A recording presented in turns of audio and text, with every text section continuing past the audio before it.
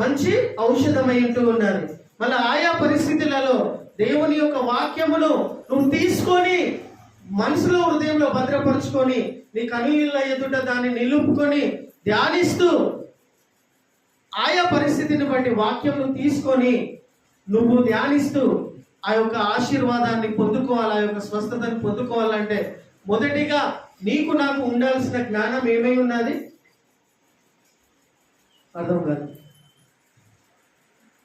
అనారోగ్యంతో బాధపడుతున్నారు, ఉదాహరణకి. అప్పుల బాధతో బాధపడుతున్నారు, ఉదాహరణకి. ఇల్లు కట్టినాం, సగంలోనే ఆగిపోయింది, ఉదాహరణకి. అది కంప్లీట్ చేయాలి, ఉదాహరణకి. ఆఫీస్లో మీ యొక్క బాస్ తోటి లేకపోతే మీ యొక్క బిజినెస్ ను బట్టి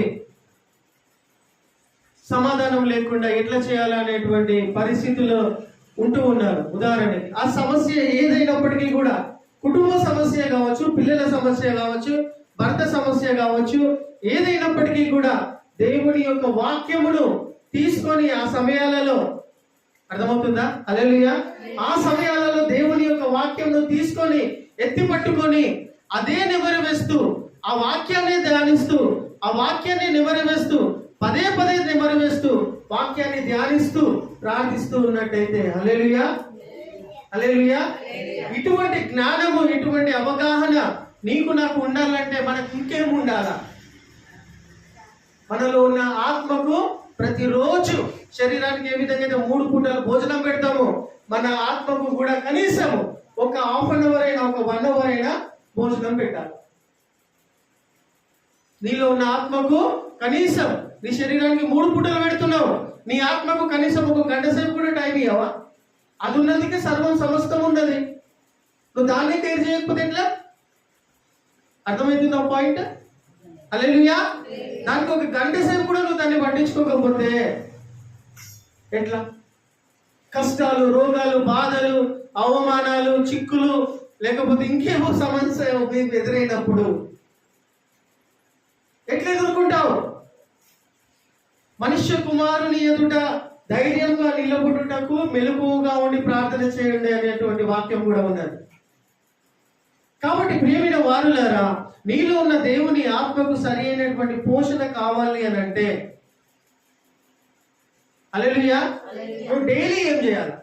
3 పూటల భోజనం పెడుతున్నావు నీ శరీరానికి, 1 గంట సేపు కూడా నీలో ఆత్మకు భోజనం కావాలంటే ఏం చేయాలా?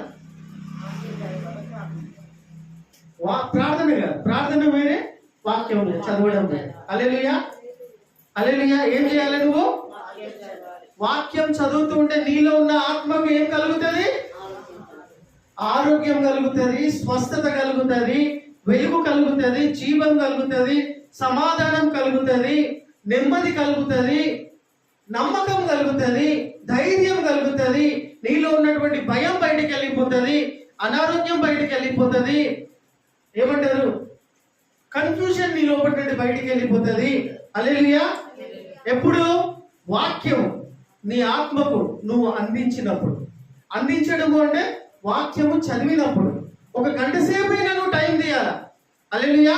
నీలో మహిమైశ్వర్యమైనటువంటి ఆత్మ దేవుడు నీకు ఇచ్చి ఉంటూ ఉన్నాడు కాబట్టే నువ్వు దేవుని బిడ్డవనబడుతున్నావు. హల్లెలూయా, హల్లెలూయా. అర్థమవుతుందా? దేవుని యొక్క ఆత్మ నీలో నాలో నివసిస్తూ ఉన్నాడు కాబట్టి ఆ దేవుని ఆత్మకు పోషణ దేవుని యొక్క వాక్యమే అని తెలుసుకున్నప్పుడు నువ్వు, హల్లెలూయా, ఈ రోజు నుండైనా నీ ఆత్మకు, నీలో నివసిస్తున్న ఆత్మకు నువ్వు కనీసము 24 గంటలలో కనీసము 1 గంట సేపైనా టైం తీసుకొని ఏం చేయాలా? ప్రార్థన చేయమంటలేడు. ఏం చేయాలా? చదవాలా, వాక్యము చదవాలా. హల్లెలూయా.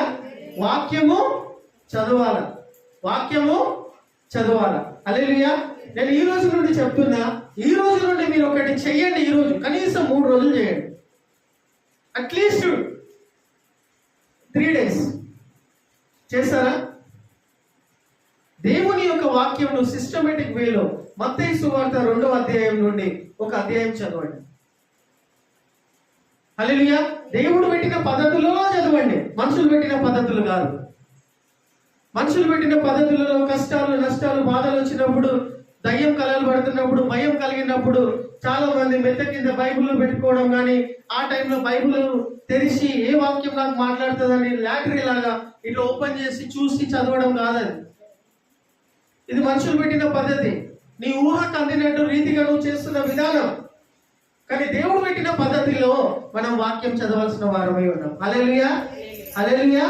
మత్తయి సువార్త 2వ అధ్యాయం నుండి వచనము తరువాత వచనము చదువుకుంటూ వెళ్ళండి. ఈ రోజు నుండి నీకు వీలైనంతగా ఎక్కువ సమయం గడపడానికి ప్రయత్నం చేయి. హల్లెలూయా. నీ శరీరానికి 2 దెబ్బలేసన్నా, లేకపోతే వాతలు పెట్టుకో, లేకపోతే ముఖం మీద నీళ్లు చల్లుకో, లేకపోతే ఇంకేమైనా నీ శరీరానికి నచ్చ చెప్పుకొని ఉండు బిడ్డ అని నీ శరీరాన్ని నువ్వు కంట్రోల్లో పెట్టుకొని ఎంతసేపు నువ్వు వాక్యంలో గడుపుతావో. ఈరోజు ఒక అధ్యాయం చదివినావు అనుకోండి, ఫర్ ఎగ్జాంపుల్ ఈరోజు 2 అధ్యాయాలు చదివినావు అనుకోండి. హల్లెలూయా, హల్లెలూయా. 2 అధ్యాయాలు చదివినాను, మత్తయి 2వ అధ్యాయము 3వ అధ్యాయం చదివినావు అనుకో. ఆ వాక్యానుసారంగా నీకు అర్థమైనా అర్థం కాకుండా స్టార్టింగ్ లో చెప్తూ ఉన్నా. హల్లెలూయా. ఇక్కడే ఉన్నారు అందరూ. 2వ అధ్యాయం మత్తయి సువార్త చదివితే ఏమవుతుందంటే మీకు స్టార్టింగ్ లో అనేకమైనటువంటి టెంప్టేషన్స్, శోధనలు వస్తాయి. దాన్ని జయించి నిన్ను నువ్వు కంట్రోల్లో పెట్టుకొని హల్లెలూయా ఏం చేయాలమ్మా? 2 అధ్యాయాలు ఈరోజు చదివినారు అనుకోండి, మీరు ఇంటికి వెళ్ళిన తర్వాత టైం తీసుకొని ఇట్లా రోజు 3 రోజులు 2 అధ్యాయాలు కానీ 3 అధ్యాయాలు కానీ సిస్టమేటిక్ వేలో 2వ అధ్యాయం అయిన తర్వాత 3వ అధ్యాయం అయిన తర్వాత రేపటి దినం ఏ అధ్యాయం చదువుతారు? ఈరోజు 3వ అధ్యాయం అయిపోయింది, రేపు ఏం చదువుతారు? 4వ అధ్యాయం.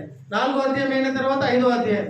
రేపు 2 అధ్యాయాలు చదివింటారు, ఎల్లుండి ఇంకా 2 అధ్యాయాలు చదివిన తర్వాత జస్ట్ 3 రోజులు ఈ అభ్యాసం చేయండి, ఈ రిహార్స్ చేయండి, ఈ ఎక్సర్సైజ్ చేయండి. స్పిరిచువల్ ఎక్సర్సైజ్ అంటారు దీన్ని. హల్లెలూయా. ఆత్మీయ వ్యాయామం. పొద్దుగా లేవన్నీ డంబుల్స్, రన్నింగ్ ఇవన్నీ చేస్తాం కదా, ఆ శరీర వ్యాయామం. ఆత్మీయ వ్యాయామం ఏంటిది? Spiritual exercise. వాట్ ఎవర్ ఎట్లా చేస్తారు మనం? దీన్ని ఏమంటారమ్మా? ఆత్మీయ స్పిరిచువల్ ఎక్సర్సైజ్ అంటున్నారు. అర్థమవుతుందా? ఈ స్పిరిచువల్ ఎక్సర్సైజ్ అనేది, ఈ స్పిరిచువల్ ప్రాక్టీస్ అనేది నువ్వు జస్ట్ 3 రోజులు చేసి చూడు. వచ్చే బుధవారము ఎంత వెలుగుతో నింపబడతావు, ఎంత ఉజ్జీవం నీ లోపల కలుగుతుంది, ఎంత ఆనందంతో నువ్వు ఉంటావు. వచ్చే బుధవారము ఉపవాస ప్రార్థన కూడికలో నీకు పని పాటలు ఉన్నా కానీ కూడా అవన్నీ వదిలేసుకొని వచ్చి ఇక్కడ నిలబడి సాక్ష్యం చెప్తావు. హల్లెలూయా. చప్పట్లు కొడదామా? హల్లెలూయా. ఆత్మీయ వ్యాయామము అనేది ఈ రోజు నుండి చేయడం ప్రయత్నం చేయండి. హల్లెలూయా. అప్పుడు మెల్లమెల్లగా మీకు ఏం కలుగుతూ ఉందంటే ఆత్మలో ఎదగడం స్టార్ట్ అవుతుంది. హల్లెలూయా, హల్లెలూయా. ఇంకొక విధంగా చెప్పాలంటే రోజుకొక వాక్యం నీ మనసులో, హృదయంలో భద్రపరచుకోండి. చిన్నప్పుడు స్కూల్లో వెళ్ళినప్పుడు టీచర్ కట్టెతోటి కొట్టి రేపు హోంవర్క్ ఇస్తున్నా, ఈ లెసన్ నువ్వు నేర్చుకొని రావాలన్నప్పుడు నువ్వు ఏ విధంగా ధ్యానం పెట్టుకొని వస్తావు, హోంవర్క్ చేసుకొని వస్తావు, ఆ విధంగా ఒక వాక్యము నువ్వు చదువుకొని రా. వీలైతే ఒక మనసులో రోజుక వాక్యం నువ్వు నింపుకో. హల్లెలూయా. వింటున్నారా? ఇది చేయండి అమ్మా, ఇది మూలమై ఉంటూ ఉన్నది. 3 రోజులు చేసి చూడండి. హల్లెలూయా. ఈ రోజు నుండి 3 రోజులు నేను ఖచ్చితంగా టైం తీసుకొని చేస్తా అన్న వాళ్ళు యథార్థంగా ఆలోచించుకొని కళ్ళు మూసుకొని చేతులు ఒకసారి ఇవ్వండి. ఆలోచించుకో ఫస్ట్. ఈ రోజు నుండి నువ్వు దేవుని సన్నిధిలో ఉన్నావు కాబట్టి ఈ రోజు నుండి సిస్టమేటిక్ వేలో అధ్యాయం తర్వాత అధ్యాయము, వచనం తర్వాత వచనము, రోజుకి నీ అధ్యాయాలు నేను టైం తీసుకొని 3 రోజులు నేను చదువుతా. ఆ పవర్ ఏందో నేను చూడాలనుకుంటున్నా, ఆ టేస్ట్ ఏందో నేను చూడాలనుకుంటున్నా, ఆ వెలుగు అంటే ఏందో నేను చూడాలనుకుంటున్నా వాళ్ళు యథార్థంగా చేతులు ఎత్తండి. హల్లెలూయా. ఆ చేతులను, ఆ హృదయాన్ని, ఆలోచనలు దేవుడు ఆశీర్వదించి నడిపించును గాక. హల్లెలూయా. ప్రియమైన వారులారా, ఎందుకు ఈ విషయాన్ని తెలియజేస్తూ ఉన్నానంటే రోజుకొక వాక్యము. హల్లెలూయా. రోజుకొక వాక్యము మైండ్ లో సేవ్ చేసుకొని పెట్టుకుంటే వారానికి ఎన్ని రోజులు? అమ్మా? ఎన్ని రోజులు? 7 రోజులు. రోజుకొక వాక్యం మనసులో పెట్టుకుంటే 7 రోజులకు ఎన్ని వాక్యాలు ఉంటాయి? 7 వాక్యాలు. నెలకు ఎన్ని రోజులు? 30 రోజులు. నెలకు ఎన్ని రోజులమ్మా? రోజుకొక వాక్యం నీ మనసులో హృదయంలో నింపుకుంటే, వాక్యమే దేవుడు కాబట్టి, హల్లెలూయా, వాక్యాన్ని నీ మనసులో హృదయంలో నింపుకుంటే 30 రోజులకు 30 వాక్యాలు నీ మనసులో హృదయంలో ఉంటే ఎట్లుంటావు నువ్వు? నిన్ను ఎవరైనా వచ్చి ముట్టుకుంటారా? టచ్ చేస్తే మాడి మసైపోతాడు. హల్లెలూయా. నీ భర్త కూడా నేను ముట్టుకోడు. హల్లెలూయా. అంత పవర్, అంత శక్తి దేవుని వాక్యంలో. ఉదాహరణకు చెప్తున్నా. హల్లెలూయా, హల్లెలూయా. దేవుని వాక్యమే ఏమై ఉన్నది? వాక్యమే దేవుడు. వాక్యమే వాక్యమే దేవుడై ఉంటూ ఉండగా 30 వచనాలు, కనీసం 25 వచనాలు నీ మైండ్ లో, నీ హృదయంలో నింపుకొని ఉంటే నువ్వు ఎట్లా తయారైతావో ఒకసారి ఆలోచించుకో. ఎంత పవర్ఫుల్ గా నువ్వు నేను ఉంటావో ఒకసారి ఆలోచించుకో. హల్లెలూయా. 24వ అధ్యాయము 20వ వచనం ఒకసారి చదవండి. సామెతలు. నా కుమారుడా, చూడండి, నా మాటలను ఆలకించుము, నా వాక్యములకు నీ చెవియొగ్గుము, నీ కనుల ఎదుట నుండి వాటిని తొలగిపోనీయకుము. చూసారా? నీ కనుల ఎదుట నుండి వాటిని నీ హృదయమందు వాటిని ఇవన్నీ నేను చెప్తున్నాయి అనేటువంటి వాక్యము, ఇప్పటి వరకు మనము విన్నటువంటి వాక్యము మన హృదయంలో, మనసులో రోజుకు ఒక వాక్యంను మనం నింపుకుంటే, హల్లెలూయా. ప్రియమైన వారులారా, పరిస్థితులు ఎట్లనన్నా నీకు ఎదురుగాని, హల్లెలూయా, ఏ బోధకుడు ఎటువంటి వాక్యం చెప్తున్నది, యూట్యూబ్లలో కానీ ఎల్ఈడీలలో కానీ ఏ సేవకుడు ఏ వాక్యం చెప్తున్నాడు అనేది అవగాహన, అటువంటి నడిపింపు నీకు కలుగుతుంది. ప్రతి బోధను, ప్రతి సేవకుని, ప్రతి సేవకురాల్ని నువ్వు నమ్మవు. ఎందుకు? నీకు వాక్యం యొక్క అవగాహన ఉంది కాబట్టి. హల్లెలూయా. నీకు వాక్యం యొక్క అవగాహన రావాలి అంటే ప్రతిరోజు కూడా, హల్లెలూయా, ప్రతిరోజు కూడా సమయం తీసుకోవాలా. నిన్ను నువ్వు కంట్రోల్లో పెట్టుకొని వాక్యంను ధ్యానించాలా. ఇది అభ్యాసం చేయాలా డైలీ. అప్పుడు ప్రియమైన వారులారా, దేవుని యొక్క వాక్యము మన అనారోగ్యాలకు మెడిసిన్ అయి ఉంటూ ఉంటాడు. హల్లెలూయా. 22వ వచనం చదవండి. 22వ వచనం చదవండి. ఇంకోటి, వాక్యమునకు చెవి పెట్టాలి. హల్లెలూయా. చదవడా. దొరికిన వారికి అవి జీవము.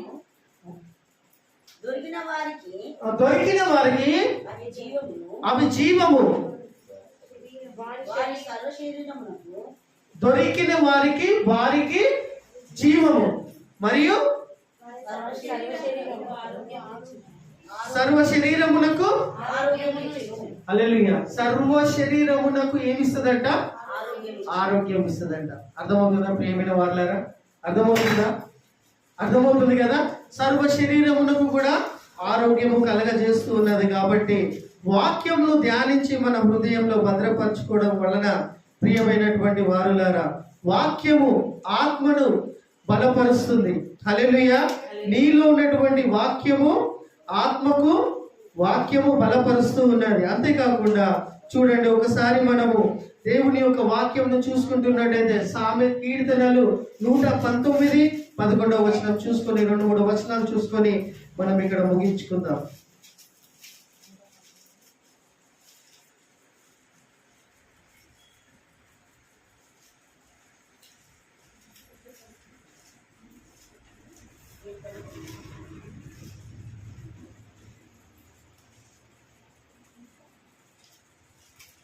చదవండి.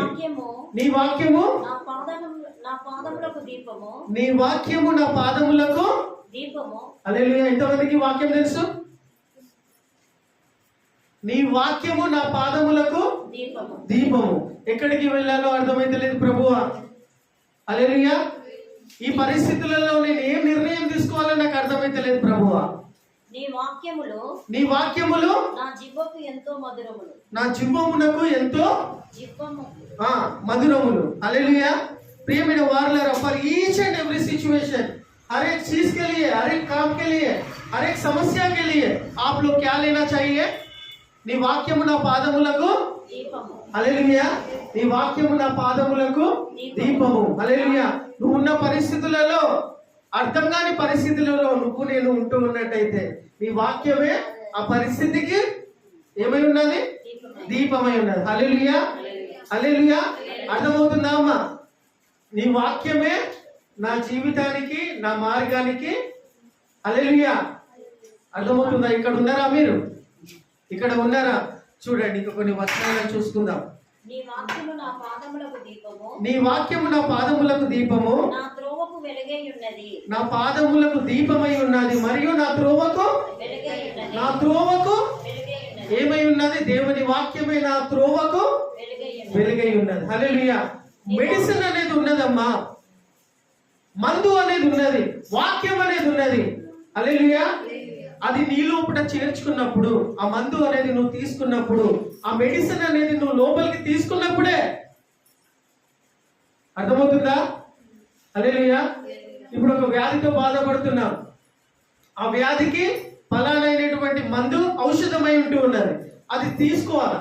తీసుకోకుండా నీకు స్వస్థత కలుగుతుందా? మందు తీసుకోకుండానే, మందు అక్కడ ఉన్నదని తెలుసు, నీకు తగినటువంటి మందు, నీ పరిస్థితికి తగినటువంటి మందు, పరిష్కారం అక్కడ ఉన్నదని నీకు తెలుసు. హల్లెలూయా. అది నువ్వు తీసుకుంటేనే కదా అమ్మ స్వస్థత కలుగుతుంది. నీ లోనికి చేర్చుకుంటేనే కదా. హల్లెలూయా. చేర్చుకోవాలంటే నువ్వేం చేయాలా? హల్లెలూయా. నీకు తెలుసు, బాగా తెలుసు. హల్లెలూయా. అర్థమవుతుందా? అది తీసుకోవాలా. మందు అక్కడ ఉన్నది, వాక్యం అక్కడ ఉన్నది.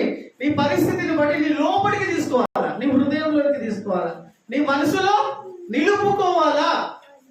అప్పుల బాధపుతోటి ఉంటున్నటువంటి వాళ్ళు ఉదాహరణకు ఏ వాక్యం తీసుకోవాలా? ఆ వాక్యం తీసుకోవాలా. హల్లెలూయా. అవగాహన మనకు ఉండాలి. అనారోగ్యంతో బాధపడుతూ ఉన్నప్పుడు, అనారోగ్యం నీకు నాకు ఏర్పడినప్పుడు ఏ వాక్యం తీసుకోవాలా? నీ లోనికి, నీ హృదయంలోనికి. అప్పుడే పనిచేస్తుంది అది. హల్లెలూయా. మందు ఏ విధంగా అయితే నీ రోగానికి లోపలికి తీసుకుంటున్నావో, చేర్చుకుంటున్నావో, అదే విధంగా దేవుని వాక్యాన్ని ప్రతి పరిస్థితి, నేను మరలా చెప్తున్నా. హల్లెలూయా. అందరు ఇక్కడనే ఉన్నారా? ప్రతి పరిస్థితిని బట్టి వాక్యం ఉన్నది, మందు ఉన్నది, ఔషధం ఉన్నది. హల్లెలూయా. అవగాహన మనకు ఉండాలి, మన సంఘ సభ్యులకు ఉండాలి. హల్లెలూయా.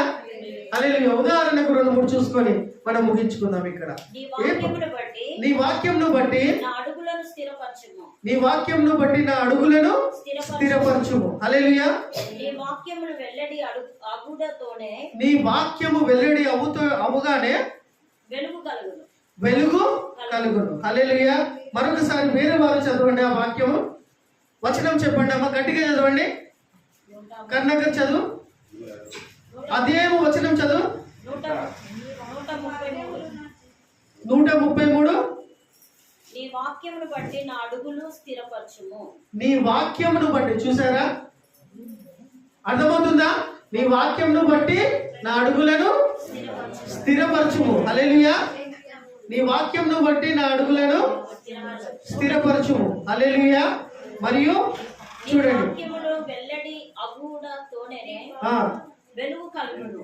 నీ వాక్యము అగుటనే వెలుగు కలుగును. హల్లెలూయా. చూడండి, కీర్తనలు 107:20 వచనం చదవండి. కీర్తనలు చూడండి. అనారోగ్య పాలైనప్పుడు నేను 2-3 ఉదాహరణలు చూపిస్తాను. హల్లెలూయా. బోర్ అవుతుందా? నిద్ర వస్తుందా? పర్లేదు, చెప్పండి. ముఖం మీద ఇల్లు చదువుకోండి, లేకపోతే గిచ్చుకోండి, మిమ్మల్ని మీరు గట్టి గిచ్చుకోండి, హుషారైపోతారు. హల్లెలూయా. ముఖం మీద నీళ్ళు చదువుకోండి. 2-3 వచనాలు చూసుకుందాం. హల్లెలూయా. చూడండి, కీర్తనలు 107:20 వచనాలు చదవండి. అనారోగ్యం కలిగినప్పుడు, వింటున్నావమ్మా వెనకాల? అనారోగ్యం కలిగినప్పుడు ఏం చేయాలా? ఆయన తన వాక్కును పంపి బాగు చేసేను. హల్లెలూయా. చదవాలి, వెనుక ఉన్న వాళ్ళు చదవాలా? ఆయన తన వాక్యమును పంపి ఏం చేసిండమ్మా? వాక్యమును పంపిస్తాడు నీ దగ్గర. హల్లెలూయా. హల్లెలూయా. అంత అందుబాటులో ఉన్నామా? మనం ఉన్నామా? ఆయన తన వాక్యాన్ని నీ దగ్గరికి పంపించి ఏం చేస్తాడంట? బాగు చేయు. హల్లెలూయా, బాగు చేస్తాడట. హల్లెలూయా, వాక్యాన్ని నీ దగ్గరికి పంపిస్తాడు. హల్లెలూయా, పంపించి నిన్ను బాగు చేసును అని రాయబడి ఉన్నది. నీ రోగానికి తగ్గట్టుగా, నీ వ్యాధికి తగ్గట్టుగా, నీ పరిస్థితికి తగ్గట్టుగా వాక్యాన్ని నీ దగ్గరికి పంపిస్తాడు. హల్లెలూయా, హల్లెలూయా. ఆ అనుభవంలోనికి మనం రావాలి. హల్లెలూయా, దేవుని వాక్యం నా దగ్గరికి వస్తుంది అనే అనుభవం నీకు నాకు రావాలి. హల్లెలూయా, అంత విశ్వాసం, అంత ఓపిక, అంత నమ్మకము దేవుని వాక్యం పట్ల మనకు కలిగి ఉండాలి. హల్లెలూయా. ఇంకొక వచనం చదవండి ప్రియమైన వారులారా, ఇంకొక వచనం చదవండి. ఐజయా 53:4-5 వచనాలు చదవండి. చదవండి. అనారోగ్యము కలిగినప్పుడు, హల్లెలూయా, ఐజయా, యెషయా గ్రంథము ఆయన తృణీకరింపబడే 53:4-5 వచనాలు. అందరు వాక్యాన్ని చూడండి. హల్లెలూయా. నిశ్చయముగా నిశ్చయముగా అతడు మన రోగములను భరించి. అందరు వాక్యాన్ని చూస్తున్నారా? వాక్యాన్ని వింటున్నారా? నిశ్చయముగా అతడు మన రోగములను భరించెను. నిశ్చయముగా అతడు మన రోగములను భరించెను. ఎవరి రోగములను? మన రోగము. నా రోగము. హల్లెలూయా. అమ్మా ఇక్కడ వినాలా లేకపోతే బయటికి వెళ్ళిపోండి. Don't disturb. వాక్యం మీకోసం చెప్తున్నా నేను. మీ మనసు హృదయం ఇక్కడ లేకపోతే బయటికి వెళ్ళిపోండి. ఎక్కడుందో అక్కడ వెళ్ళిపోండి. కాంగ్రిగేషన్ ని, ఫెలోషిప్ ని డిస్టర్బ్ చేయకండి ఎవరైనా. మీ మనసు ఎక్కడ ప్రేరేపిస్తుందో అక్కడికి వెళ్ళి దుర్గులాడండి ఆ పనిలో.